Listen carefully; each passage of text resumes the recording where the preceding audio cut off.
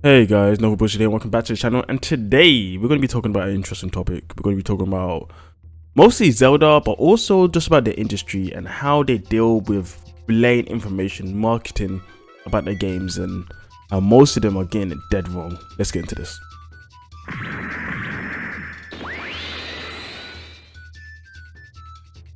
So the main point of this topic is actually about, we had a Nintendo Direct a couple weeks ago, and finally they showed more on Zelda, but the trailer was basically a teaser trailer. Now, many were disappointed. I was very disappointed, mostly for the reason that it's been a long time since Capcom.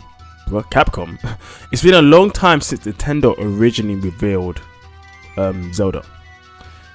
It's been about 4 years. They actually talked about it in 2019. Now, rightfully so. Some people said, they don't need to show us everything, and I fully do agree. Too many companies show too much of games. For example, Monster Hunter. If you guys know Monster Hunter, is one of the games I talk about quite a lot. But when Monster Hunter Rise came out, they talked about too much. When Monster Hunter World came out, they talked about too much. They pretty much showed every monster, which was disappointing me because there was no surprises when the game actually comes out. Well, not many surprises, which, that's what people hope to find out while they're actually playing the game. It's a part of the gameplay, being able to experience things as you go. With Tears of the Kingdom, they're not talking about pretty much anything. So far, we've seen 3 trailers, and most of the trailers, we don't really see much going on. We can see that there's time travel of some sorts. There's going to be a lot of air travel. There's going to be some stuff in the air, more air, floating islands and stuff, building mechs to ride about on, vehicles. But we don't really know the crux of what this game is about. Now, there's a couple of reasons why this is an issue. One reason is what, like I was talking about before, they talked about this game 3.5 or more years ago. Now, yes, COVID was a problem, that's fair enough, but I don't think COVID is a good enough excuse for delaying a game. Not delaying the game, because they only delayed it once, but basically revealing a game in 2019 and not coming out for it until 4 years later. COVID at most would probably push it by another 2 years. So let's say 2021, the game should have came out. They talked about the game way too early. They wanted to hype up the console. I don't think much was going on for the Switch in 2019, and they wanted to hype up the system. They wanted to get people on board. I've never been a fan of this type of strategy. Whenever Sony does it, Sony's a big contender of this. They talk about games and they don't come out of the game until 2-3 years later. I've always hated it. It's such a dumb practice. And Nintendo did it with Breath of the Wild, and it's annoying. They did it with Breath of the Wild, and then now they did it with Tears of the Kingdom, and I'm just not a fan of it. I'm definitely not a fan of it. So that's one thing that makes it bad, because they talked about it so long ago, we haven't seen much about it, and now finally it's getting closer and closer, and we still don't know much. But it's not just that. Another one, this is a smaller point. The first one is a bigger point. This is a smaller one. Is that nowadays people don't know really what they're buying into. Of course, there's sometimes you get games not what you expect, and you might be disappointed. Now, of course, this is Zelda. This is a big franchise. This is a franchise that goes back really far. We will play Breath of the Wild 1 or Breath of the Wild, so we know kind of what we expect overall. So you can kind of know what you feel. But even then, people not know what to expect from the sequel. So that's one thing. That's second thing. The third thing, which is even bigger, is the fact that yes, it is a sequel. And what new is this sequel going to add from the original? That's a big thing. If you're going to, not just that the fact that that's increased the price, which is actually number 4, which is a massive thing, but the fact, let's talk about the increase the price first, then we go to that. If you're going to increase the price to $70 in America, in the UK, I think it's about 60, but I pre-ordered mine for like 47 pounds. So I got a discount, 60 pounds though here. I got my ways. So if you're gonna increase the price, you have to at least show people why you're charging this increased price. When you look at the Nintendo statements, they never said any reason why. Real reason. It's just a case-by-case basis. That's it. That doesn't mean anything to the general consumer. It doesn't mean anything to any consumer. All it means is that we'll decide whenever we're gonna increase the price. They don't talk about because of new graphics, new hardware, new development time. Even if it was the increased development time on this game, you're developing the game. You shouldn't punish people for you taking a long time to develop your own game. That's not their fault. It's your prerogative to get your line management in the correct pace. Don't push the money onto your consumers. That's not on. That is not on, and I'm not happy about that at all. Absolutely not.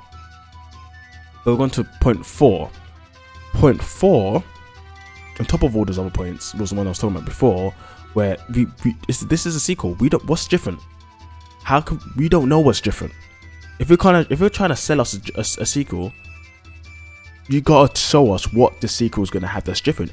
Definitely, like I said, just said a second ago, if you're gonna increase the price, you definitely need to show us.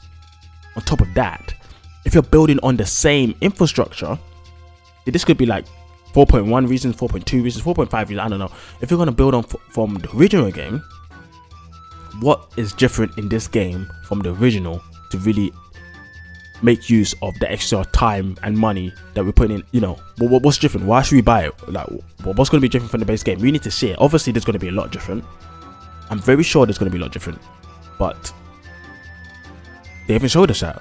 Maybe they're going to show us in a closer date, but I can definitely see, and even myself, I can be like, why haven't we seen more? We should have definitely seen more. Now, it definitely seems like they're taking the leverage of the fact that, you know, the Nintendo, this is Zelda, it's a long series, and they want to hold as much to their chest as possible. Which is, I understand that, but this is a sequel. You're increasing the price. All of these 4 reasons so far, there's a lot of justification on why people would want to see more. It just makes 100% sense.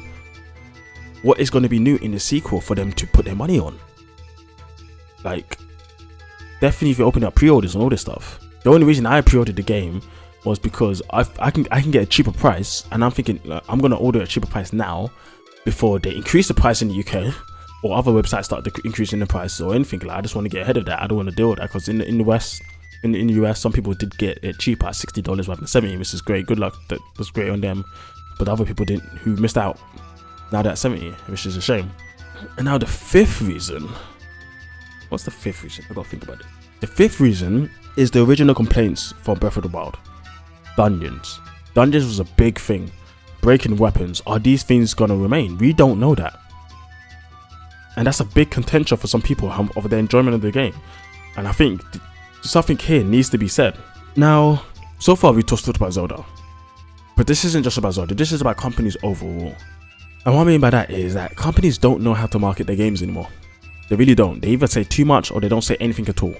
Some companies get in the middle, which is great. There's a middle ground. I think there's definitely a middle ground. If Capcom is a company, let's say the way they marketed Monster Hunter Rise and World, let's say we'll give them 90%, maybe 80% on the scale of how much they revealed of the game. And right now, Tears of the Kingdom is probably like a 5%. I would say most companies in most situations should be around the 30%. I think the 30% is a fair amount. There are certain situations where it needs to be a bit more than that. It depends on the situation. Like, let's say just Breath of the Wild. For all those 5 reasons I just gave, I think that's a good enough reason to bump it up to even 35% rather than the normal 30%. Maybe even 40% because of all these situations. It really depends on the situation of the game. If it's a sequel, then I think you do need to show at least a bit to let them know what's different, what's new in the sequel. Definitely want people to buy it. If it's a whole new game, you definitely need to show them a bit of what it's about, but you don't want to spoil everything. And it depends on the type of game as well. If it's a story game, if it's an action game, a fighting game, you pretty much want to reveal as much as you can when it comes to the mechanics. But characters and stuff like that, stages, you can keep secret. There's nuance to this, you know, and it depends on the company and the game the type of game you're developing and showing, and how you market the game. And I think there's so much better that companies can do. And there's a way they can do it. I mean, I talked about this before when I complained about Sunbreak's marketing. There's a video that I'll link down below where we didn't know anything. You know, they kept saying massive expansion, massive. We didn't know anything, and then the game came out, and now it's massive. It's huge. But when it came out, we had 17 monsters, new monsters. The quest was good. We had anomaly quest, which is great, and now we have so many anomaly quests. We have so much there, so many more monsters. I think about 12 or 13 more monsters, which is great. But you know, previously we didn't know any of that, and I mean, it did turn out not to be that massive initially. Now it's massive, but I think definitely after the issues that people had with Rise, talking about the improvements in Sunbreak was very important. And that's what I mean. It depends on the situation of the game, but the way I said they could market that game is something they could do here, where you don't have to tell them what's in it, but you can give them an overview of what's in it. So say, like, for example, in Zelda, if there's more than 20 new monster types, you can say over 20 new monster types. You'd have to tell them what monsters. You'd have to show them what monsters. If there's dungeons, you can be like, there's over this many dungeons. The map is this big, you can say the map is that big. I mean, maybe that's spoiling the exploration because this is an open world game. Maybe you don't want to tell him that part. But the monsters, I think you can tell him. It's his weapon breakings. I think you can tell him that that's just a mechanic. It doesn't increase the experience of the game. You know, when you play the game, your weapon either breaks or doesn't break. Like, it doesn't change anything. Maybe different types of horses and stuff like this. Maybe that would be more experience in the game. But it's definitely things like that. You can give them overviews. Just small tidbits of mechanics and different gameplays and numbers, stats. You know, using those words like new, super, blah blah blah. This. We have this many of this. We have that many of that. Like stuff like that. That type of marketing can let people understand. Okay, there's going to be a decent amount here. They can gauge it, but they don't know the in particulars, and I think that's important. And I definitely think that's what companies need to do more of. And I don't think enough of them are doing that, and they're failing us, and they're failing themselves as well. You know, games don't need to show everything. You know, there's been, let's say Elden Ring for example, that didn't show that much. People love that didn't. So they can explore the world and they can learn as they go. But I don't think that's the golden standard either. I think there's a way that you can reveal at least a bit, but then also hold back on certain things that you think that can be close to your chest, but still convey these in particular messages to let people know what type of stuff they should expect in your game. It does make sense. But yeah, that's it for me, guys. Overall, I know Zelda's. I'm very positive that Zelda's gonna have a lot in the game. Definitely is gonna have a lot in the game. It's gonna be a good game. It's probably gonna be one of the best games ever. It's just the fact that this game's taken 6 years. Like, I'm still wondering, 6 years on development on a game that's building on top of Breath of the Wild. Like, this game needs to be stacked up. I don't want to see the monster varieties, because the 3 biggest issues for Breath of the Wild for me, I'm just gonna say here, was combat. Combat wasn't as good. Actually, maybe I'll make another new video in this. Maybe I'll make a new video in this. But yeah, guys, I'll catch you guys later. See ya.